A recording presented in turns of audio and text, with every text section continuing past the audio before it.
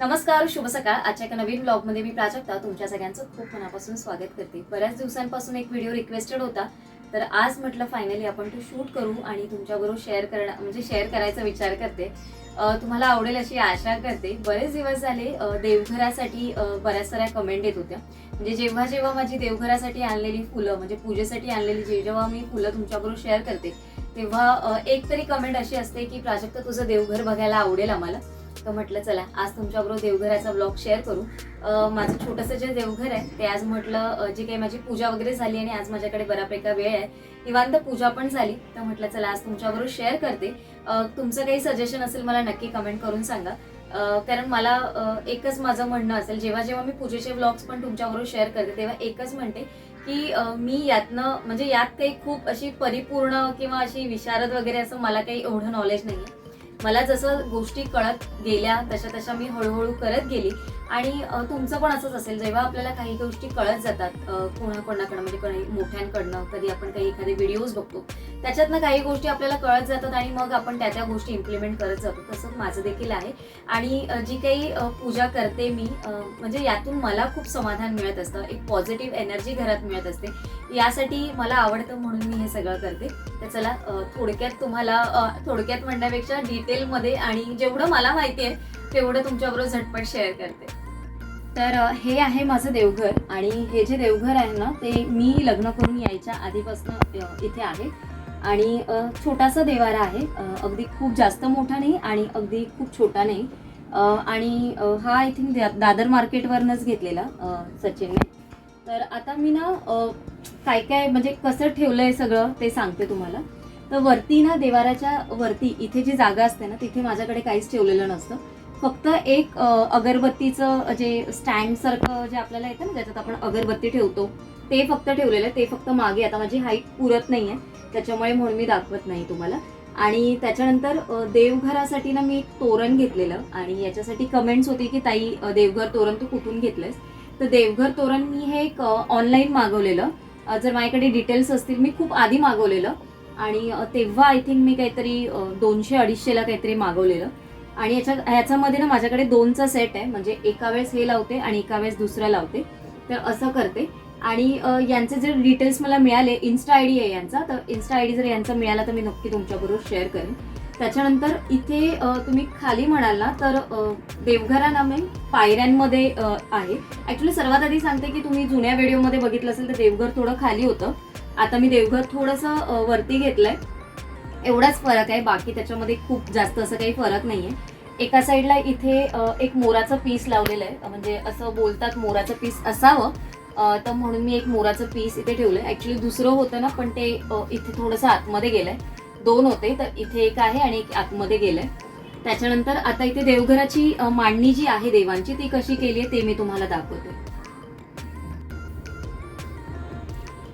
तर मांडणीमध्ये इथे आहे कलश आहे आणि त्याच्यावरती मी फक्त देवीला जी वेणी असते ना, कधीतरी वेणी असते, कधीतरी मग ही जी वेणी असते ना आपली अनंताच्या फुलांची ती घालते मी कधीतरी. आणि त्याला वस्त्र इथे नेसवलेलं आहे, जसं आपण देवीला जे नेसवतो ना ते मी, कारण ते फक्त देवीला नेसवले जातात मग मी असे वापरते, म्हणजे कलशालाच घालते.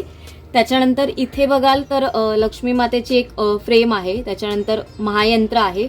त्याच्यानंतर इथे या साईडला म्हणाल ना तर आमची कुलदेवता आई जी आहे, भगवती आई, जी पेडण्यातली आहे म्हणजे गोव्यातली, तर त्यांची छोटीशी फ्रेम ठेवलेली आहे मी. हे मी जेव्हा गेलेली ना तेव्हा आणलेलं, कारण काही नेहमी दरवर्षी जाणं होत नाही. आता गेली की मी थोडीशी मोठी फ्रेम घेऊन येणार आहे. त्याच्यानंतर त्याच्या बाजूला मी ठेवली आहे अन्नपूर्णा आईची मूर्ती, ती पण मी तांदळामध्ये ठेवलेली आहे. इथे आहेत गणपती बाप्पा. त्याच्यानंतर त्याच्या बाजूला आहे बाळकृष्णांची मूर्ती आहे आणि ही खूप जुनी मूर्ती आहे, म्हणजे देवघराच्या म्हणजे काय बोलतात सचिनची आजी वगैरे जेव्हा होती तेव्हापासूनची ही मूर्ती आहे. त्याच्यानंतर इथे आहेत आपल्या ज्या कवड्या असतात त्या ठेवल्यात आणि मी 5 ठेवलेल्या आहेत, माझ्याकडे 7 नाही आहेत, 5 ठेवलेल्या आहेत. इथे बघाल त्याच्या खाली मी ठेवलेलं आहे, म्हणजे या ज्या कवड्यांना मी लक्ष्मी यंत्राच्या इथे राहतील म्हणून या अशा समोरासमोरच ठेवलेल्या आहेत. आणि या साईडला मध्यभागी मी गणपती ठेवला आणि म्हटलं की या साईडला आपल्या या महालक्ष्मी आईंच्या ज्या काही मूर्ती आहेत ना किंवा जे माझ्याकडे फोटो आहेत ना ते इथे राहतील म्हणून हे या साईडला ठेवलं. इथे आहे महादेवाची पिंडी आहे शंकरांची. त्याच्यानंतर इथे महालक्ष्मी आईची एक छोटीशी मूर्ती आहे, ती पण मी तांदळातच बसवलेली आहे. आणि त्याच्यानंतर हा आहे बाळकृष्ण. तर हा माझ्या आईकडनं म्हणजे माझ्या लग्नात आलेला, म्हणजे जे मामीने कन्यादान वगैरे केलेलं ना, तेव्हा त्याच्यामध्ये ही होती. तर तुम्ही म्हणाल किंवा बरेच जण असं म्हणतात की देवघरात ना 2 मूर्ती नसाव्या एकाच देवांच्या, पण ती मूर्ती मला काढून ठेवायला म्हणजे असं वाटतच नाही की ती काढून ठेवावी, म्हणून मी दोन्ही मूर्त्या ठेवलेल्या आहेत. ही मी माझ्याकडनं आणलेली आणि ही आधीपासूनची. इथे ही कोल्हापूरची महालक्ष्मी आहे. तर ही पण मी कोल्हापूरला गेलेली ना, तेव्हा मी फोटो आणलेला, तर तो मी असाच ठेवलेला आहे. मूर्ती पण घेण्याचा माझा विचार आहे, पण आता ठेवू कुठे, म्हणजे की कुठे लावू शकते किंवा कुठे त्याच्यासाठी जागा, याचा विचार मला अजून थोडाफार करायचा आहे. त्याच्यानंतर देवघरामध्ये माझ्याकडे एवढेच देवघर म्हणजे देव आहेत जे मी इथे देवघरामध्ये ठेवलेले आहेत. आणि त्याच्या बाजूला इथे आहे पाणी, जे माझ्याकडे पाणी नेहमी ठेवलं जातं. ॲक्च्युली जेव्हा म्हणजे मी इथे आली ना लग्न करून, तेव्हा इथे पाणी नव्हतं ठेवलं जायचं, म्हणजे नैवेद्य वगैरे तर ठेवायचो पण पाणी नसायचं. तर माझ्या आईकडे नेहमी देवघरात पाणी म्हणजे भरलेलंच असतं. तर त्याच्यामुळे ना मग मी इथे आल्यानंतर मग मी चालू केलं की असं पाणी ठेवायचं देवाला. त्याच्यानंतर इथे हा नैवेद्य ठेवलाय. तर माझी आई नेहमी म्हणते की नैवेद्य प्रसाद तुम्ही कुठलाही ठेवा, पण देवाला साखरेचा नैवेद्य हा असायलाच पाहिजे. मग त्याच्यामुळे आज मी ड्रायफ्रुट्स ठेवलेले आणि त्याचबरोबर मग साखर, असं नेहमी माझ्याकडे असतं. त्याच्यानंतर हा आहे दिवा, जे आपला सकाळचा देवाचा जो दिवा असतो ना, आयदर तेलामध्ये जर तुम्ही म्हणाल तर मी तिळाच्या तेलाचा लावते, आणि तुपाचा दिवा तो एक लावते. म्हणजे जर लावला तर तिळाचा लावते तेलाचा, किंवा मग तुपाचा दिवा. तर आज मी हा तुपाचा दिवा लावला. ॲक्च्युली तुपाच्या दिवाने काय होतं ना, वात अगदी मंद ज्योत त्याची पेटत राहते, म्हणजे राहते, आणि काय होतं ना, अगदी सौम्य असं ते प्रज्वलित ती ज्योत होते, आणि मग त्याचा असं बोलतात ना, असं मंद असा जो प्रकाश पडतो ना, तो खूप छान वाटतो बघायला. तर तसा मी आज तुपाचा दिवा लावलेला, तर छान वाटतं. आणि ना तुपाच्या दिव्याने ना बऱ्याच वेळा ना काळं होत नाही खूप जास्त, त्याच्यामुळे तुपाचा दिवा छान वाटतो. तर त्याच्या खाली ना मी एक अशी प्लेट ठेवलेली आहे बघा.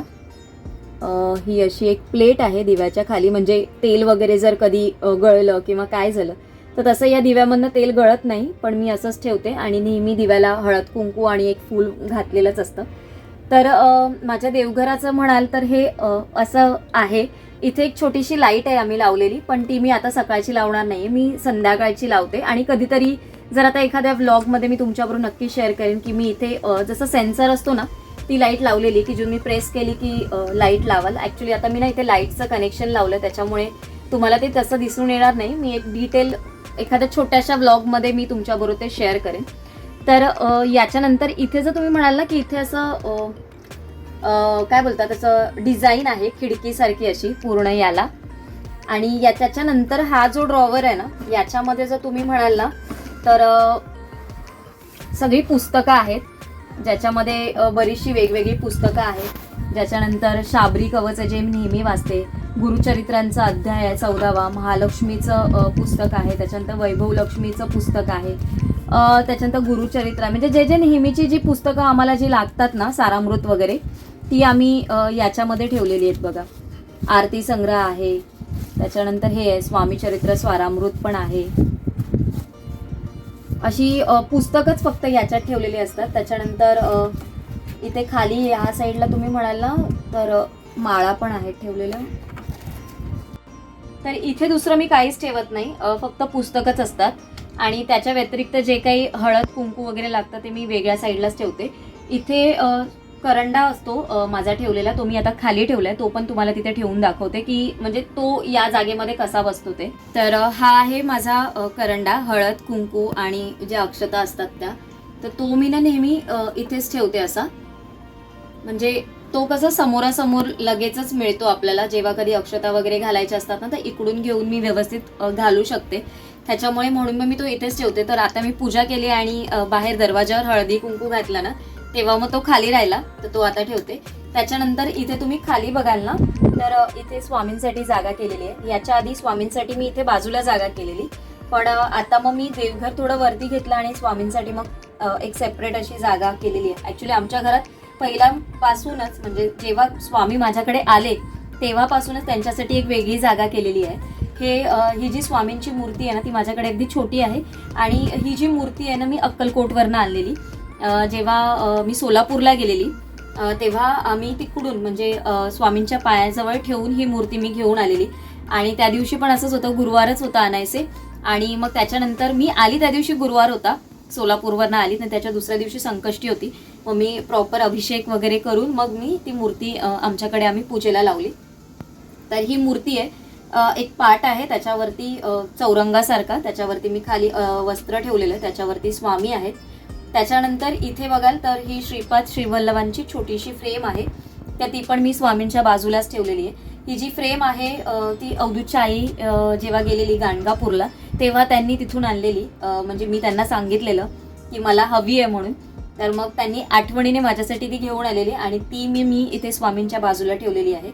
इथे स्वामींचा नैवेद्य आहे, म्हणजे जो प्रसाद मी जो देवबाप्पाला ठेवला आहे तोच मी खाली ठेवला आहे. ड्रायफ्रूट आहेत आणि साखर. स्वामींसाठी इथे पाणी ठेवलेलं आहे आणि ही आपली जी वाजवतो ती घंटा एक वरती आहे माझ्याकडे आणि एक खाली इथे ठेवलेली आहे. आणि अशी ही स्वामींची जागा ते स्वतःच म्हणजे घेऊन असतात. म्हणजे ते बोलतात ना, जेव्हा ते येतात ना आपल्या घरात तेव्हा त्यांची जागा ते स्वतः ठरवूनच येतात की कुठे मी राहणार आहे असं आपल्या घरामध्ये. तर तसंच माझा काहीसा अनुभव आहे. स्वामींसाठी आम्ही विचार करत होतो की कुठे म्हणजे कुठे ठेवू, म्हणजे कुठे त्यांची जागा असावी किंवा कुठे ठेवू. तर त्यांची जागा त्यांनी जेव्हा ते आले ना तेव्हा आम्हाला खूप जास्त विचार करायला लागला नाही. जेव्हा त्यांची मूर्ती मी घेऊन येणार आहे असा आमचा जेव्हा विचार चाललेला आणि तेव्हा त्यांना अरे मूर्ती आपण कुठे ठेवू, कशी ठेवू, पण जेव्हा ते आले ना तेव्हा असं पटकनच क्लिक झालं आणि त्यांची जागा आम्ही ॲक्च्युली इथे देवघराच्या बाजूला होती, माझ्या इथेच अगदी बाजूलाच होती. पण नंतर मग आता आम्ही देवघर वरती घेतलं तर म्हटलं आपण इथेच ठेवू. तर इथे फक्त थोडेसे चेंजेस करायचे. आता स्वामींसाठी मला याच्या इथे ना थोडीशी एक लाईट लावायची, तर ती मी ऑनलाईन मागवली आहे. तर त्याच्यानंतर मग तुम्हाला डिटेलमध्ये शेअर करेन, जेव्हा मी ऑनलाईन ते मागवलेलं तुमच्याबरोबर शेअर करेन तेव्हा. तर असं होतं माझं हे छोटंसं देवघर. तुम्हाला कसं वाटलं मला नक्की कमेंट करून सांगा. पूजा करायला खूप जास्तचा वेळ मला लागत नाही. तुम्ही बऱ्याच वेळा म्हणता की किंवा बऱ्याच माझ्या मैत्रिणी पण मला बोलतात कधी कधी, तू एवढी फुलं व्हिडिओमध्ये दाखवत असते, तुला किती वेळ जातो किंवा किती वेळ लागतो पूजा करायला. तर हे माझं काम कमी आणि सचिनचं काम जास्त असतं. कारण ही जी पूजा वगैरे मांडणं असतं ना बऱ्याच वेळा सचिनच करतो, कारण मला सकाळी तेवढा असा वेळ मिळत नाही. पण ज्या दिवशी मला वेळ असतो ना त्या दिवशी मी आवर्जून करते. ज्या दिवशी रविवार आहे, ज्या दिवशी एखादा काही सणवार असेल, संकष्टी असेल, तर त्यावेळेस मी मात्र आवर्जून करते. आणि हे जेव्हा करते ना तेव्हा मन अगदी प्रसन्न होतं. आणि रोज सकाळी जेव्हा आपण ही पूजा करतो आणि असं फुलांनी भरलेलं देवघर बघते ना तेव्हा खरंच मन प्रसन्न होतं. आणि नवीन काम करण्यासाठी म्हणजे जे ऑफिसला जाताना जी एनर्जी हवी असते ना ती सगळी मला इथूनच मिळत असते. तर चला आजचा व्हिडिओ मी इथेच एंड करते. तुम्हाला कसा वाटला मला नक्की कमेंट करून सांगा. आणि आता वरतून तुम्हाला एक थोडक्यात मी माझं देवघर परत एकदा दाखवते आणि तुमचं काही सजेशन असेल ना मला नक्की कमेंट करून सांगा. मला देखील आवडेल, कारण मी जसं म्हटलं की प्रत्येक माणूस हा काही परिपूर्ण नसतो. मला देखील तुमच्या सजेशनची गरज आहे. जर मी कुठे चुकत असेल किंवा माझ्याकडनं काही राहून गेलं असेल ना तर देखील मला नक्की कमेंट करून सांगा. म्हणजे ते देखील मी याच्यामध्ये चेंजेस करून सुधारणा देखील करू शकते. तर चला तुम्हाला थोडक्यात मी माझं देवघर दाखवते आणि आजचा व्लॉग मी इथेच एंड करते. उद्या एका छानशा व्लॉगमध्ये भेटते. आजचा व्लॉग इथेच एंड करते. सर्वांना Shri Swami Samarth. Bye bye and take care.